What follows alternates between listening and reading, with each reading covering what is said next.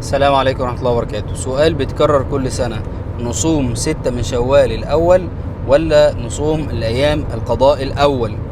قضاء رمضان واجب على التراخي وليس واجب على الفور. بمعنى إيه؟ يعني ينفع أقضيه في شوال وفي ذي القعدة وفي ذي الحجة وفي محرم، يعني معايا شهور السنة الهجرية كاملة لغاية شهر شعبان الجاي، فينفع أقضيها في أي شهر.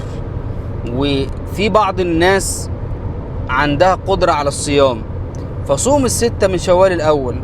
ومسألة تانية: هل ينفع نصوم 6 من شوال بنيتين، نية القضاء ونية 6 من شوال؟ في هنا عندنا رأيين. رأي بيقول إن تشريك النية، إن أنا أجمع نيتين في عمل واحد، لا يجوز إلا في النوافل، تمام؟ إنما القضاء ده فرض عليك مش نافلة. وفي رأي تاني بيقول انت مش هتعمل تشريك للنية اصلا. انت هتعمل ايه؟ الرسول صلى الله عليه وسلم قال: من صام رمضان ثم اتبعه ب6 من شوال، يعني حاجة عامة.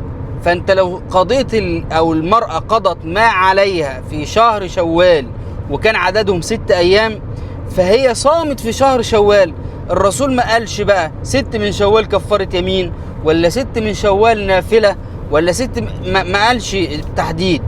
فقال لك لو صمت اي 6 ايام في شوال ايا كانت النية، يبقى انت نويت نية واحدة، ولكن الصوم وقع في شهر شوال، يعني اخذت الاجر كما قال النبي صلى الله عليه وسلم. طب انا انصحك بايه؟ انصح ان احنا نصوم 6 من شوال بنية لوحدهم، نية سنة عن النبي صلى الله عليه وسلم، واخذ الاجر. من صام رمضان ثم اتبعه ب6 من شوال كان كمن صام الدهر كله، يعني كأنه صام السنة كلها. وقالوا ليه؟ لأن الحسنة ب10 أمثالها، يعني اللي صام شهر رمضان كأنه صام 10 شهور، واللي هيصوم ال6 كأنه صام 60 يوم. يبقى كده 60 يوم شهرين و10 شهور، يبقى سنة كاملة.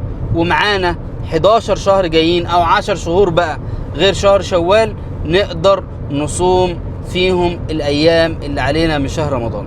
ونسأل الله أن يتقبل منا ومنكم صالح الأعمال، وأن يتقبل منا رمضان، اللهم آمين.